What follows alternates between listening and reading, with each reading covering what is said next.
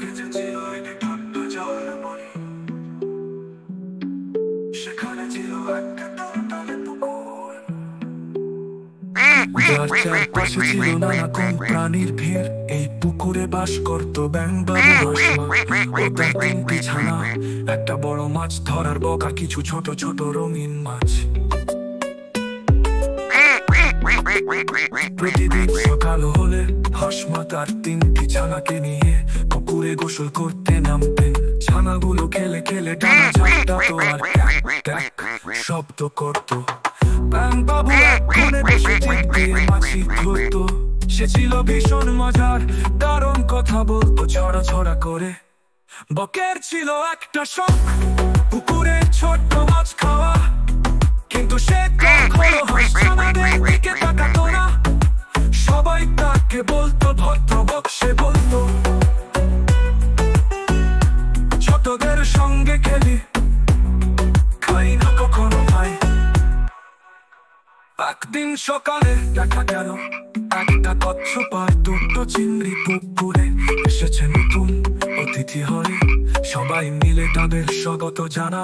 ব্যাঙ বাবু পুকুর পাড়ে বেজে উঠেছে বাঁশি, নতুন বন্ধু এসেছে হাসি হাসি হাসি।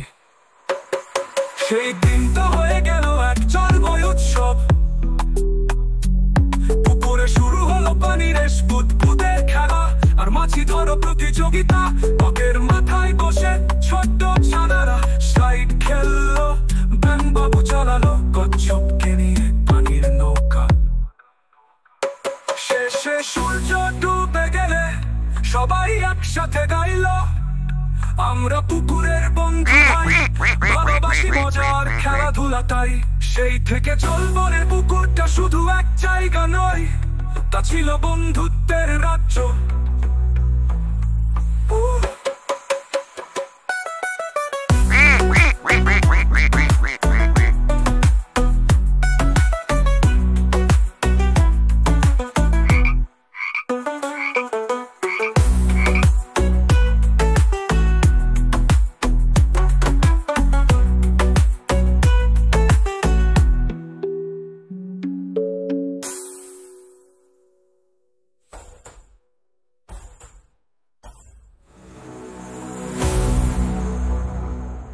ব্যাঙ বাবু এক কোণে বসে জিভ দিয়ে মাছি ধরতো। সে ছিল ভীষণ মজার, কারণ কথা বলতো ছড়া ছড়া করে। বকের ছিল একটা শখ, পুকুরে ছোট্ট মাছ খাওয়া, কিন্তু সে কখনো হাঁস ছানাদের দিকে তাকাতো না। সবাই তাকে বলতো ভদ্রবক, সে বলতো ছোটদের সঙ্গে খেলি, খাই না কখনো ভাই, কিন্তু সে কখনো হাঁস। সে ছিল ভীষণ মজার, কারণ কথা বলতো ছড়া ছড়া খরা খরা করে। তাকাতো বলতো বলতো ছড়া ছড়া। সে বলতো ছোটদের সঙ্গে খেলি, খাই না কখনো ভাই, খাই না কখনো ভাই। হাসি হাসি না হাসি হাসি ছোটদের সঙ্গে খেলে, খাই না কখনো ভাই।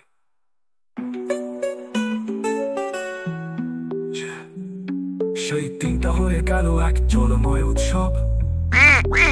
পুকুরে শুরু হলো পানির রেস, বুদবুদের খেলা আর মাছি ধরো প্রতিযোগিতা। বকের মাথায় বসে